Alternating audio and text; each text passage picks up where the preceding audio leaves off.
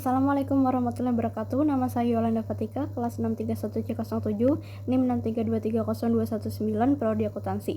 Saya akan mempresentasikan tentang pendidikan Pancasila, materi pertemuan ke-9.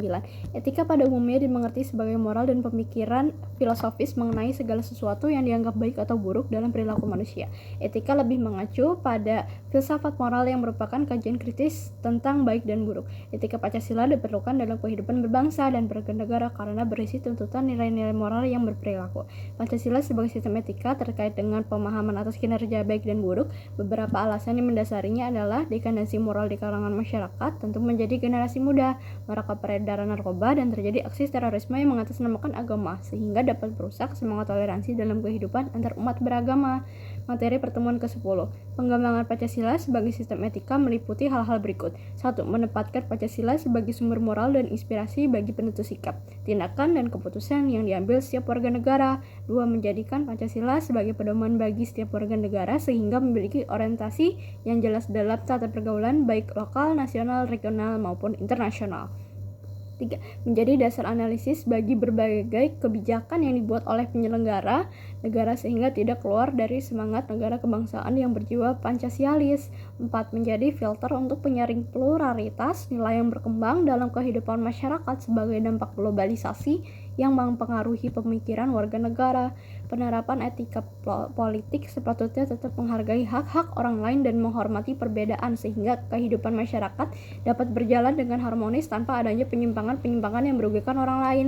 Penyimpangan etika politik dapat dikurangi dan dihindari melalui penerapan berbagai sistem sistematik, struktural, abolisionistik, dan moralistik. Materi pertemuan 11. Pancasila sebagai ideologi negara merupakan kristalisasi nilai-nilai budaya dan agama dari bangsa Indonesia. Pancasila sebagai ideologi bangsa Indonesia mengakomodir seluruh aktivitas kehidupan masyarakat berbangsa dan bernegara. Demikian pula halnya dalam aktivitas ilmiah. Oleh karena itu, permasalahan Pancasila sebagai paradigma ilmu bagi aktivitas ilmiah di Indonesia merupakan sesuatu yang bersifat niscaya, sebab sekularisme bertitik tolak dari asumsi di atas.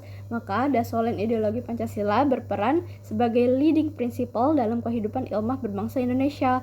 Pengertian Pancasila sebagai dasar nilai pengembangan ilmu dapat mengacu pada beberapa jenis pemahaman, yaitu sebagai berikut. Setiap ilmu pengetahuan dan teknologi atau iptek yang dikembangkan di Indonesia haruslah tidak bertentangan dengan nilai-nilai yang terkandung dalam Pancasila. Nilai-nilai Pancasila berperan sebagai rambu normatif bagi pengembangan iptek di Indonesia. Artinya mampu mengendalikan iptek agar tidak keluar dari cara berpikir dan cara bertindak bangsa Indonesia. Materi pertemuan 12. Pancasila berperan penting sebagai dasar pengembangan nilai ilmu pengetahuan. Berikut ini syarat dan kondisi dikembangkannya iptek yang Pancasialis. A. Adanya keyakinan dan kebenaran nilai-nilai Pancasila dalam diri setiap ilmuwan. B. Adanya situasi yang kondusif secara kultural, yaitu harus adanya semangat pantang menyerah untuk mencari kebenaran ilmiah yang belum selesai, dan adanya kultur bahwa disiplin merupakan suatu kebutuhan, bukan sebagai beban atau paksaan. C. Adanya situasi yang kondusif secara struktural, bahwa perguruan tinggi harus terbuka wacana akademisnya nih, kreatif, inovatif, dan pengembangan kerjasama dengan bidang-bidang yang berbeda. Oleh karena itu, masyarakat Indonesia benar-benar terbantu dengan pengembangan ilmu pengetahuan teknologi. Perkembangan tersebut sangat cepat, tidak semua iptek sesuai dengan nilai Pancasila. Untuk itu diperlukanlah Pancasila sebagai benteng utama bagi masuknya ilmu pengetahuan dan teknologi di Indonesia. Pancasila dapat menjadi pelindung sekaligus penyaring bagi bangsa Indonesia agar iptek yang masuk dan berkembang di Indonesia sesuai dengan jati diri dan kehidupan bangsa Indonesia. Materi pertemuan ke-13. Maraknya tindak pidana korupsi di Indonesia tentunya membutuhkan upaya dan tekad yang bulat dari berbagai elemen di masyarakat untuk terlibat dalam pencegahan tindak pidana korupsi. Hal ini dapat dimulai dari pendidikan anti korupsi dari tingkat dasar sampai perguruan tinggi. Salah satunya melalui pembentukan nilai integritas, mengaktualisasikan nilai yang dapat diyakini dapat berperan dalam pembenahan karakter dan moral bangsa secara sistematis yang mendukung nilai anti korupsi di negeri ini. Integritas adalah bertindak dengan cara yang konsisten dengan apa yang dikatakan.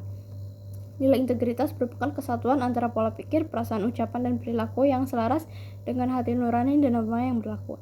Integritas merupakan salah satu nilai dasar pribadi yang harus dimiliki masyarakat, yakni dengan bersikap, berperilaku, dan bertindak jujur terhadap diri sendiri dan lingkungan, konsisten dalam bersikap dan bertindak, memiliki komitmen terhadap misi pemberantasan korupsi, objektif terhadap permasalahan, berani dan tegas dalam mengambil keputusan dan resiko kerja, disiplin dan bertanggung jawab dalam menjalankan tugas dan amanah. Materi pertemuan ke-14. Pajak adalah kontribusi wajib kepada negara yang berutang pada orang pribadi atau badan yang bersifat memaksa berdasarkan undang-undang dan tidak mendapatkan imbalan yang secara langsung digunakan untuk keperluan negara bagi sebesar-besarnya kemakmuran rakyat. Pembayaran pajak merupakan perwujudan dari kewajiban kenegaraan dan peran serta wajib pajak untuk secara langsung dan bersama-sama melaksanakan kewajiban berpajakan untuk pembiayaan negara dan pembangunan nasional. Sesuai falsafah Undang-Undang Perpajakan, membayar pajak bukan hanya merupakan kewajiban, tetapi merupakan hak dari setiap warga negara untuk ikut berpartisipasi dalam pembentukan peran serta terhadap pembiayaan negara dan pembangunan nasional. Tanggung jawab atas kewajiban pembayaran pajak sebagai pencerminan kewajiban kenegaraan di bidang perpajakan berada pada anggota masyarakat sendiri untuk memenuhi kewajiban tersebut. Hal tersebut sesuai dengan sistem self-assessment yang dianut dalam sistem perpajakan Indonesia. Sekian presentasi saya. Terima kasih.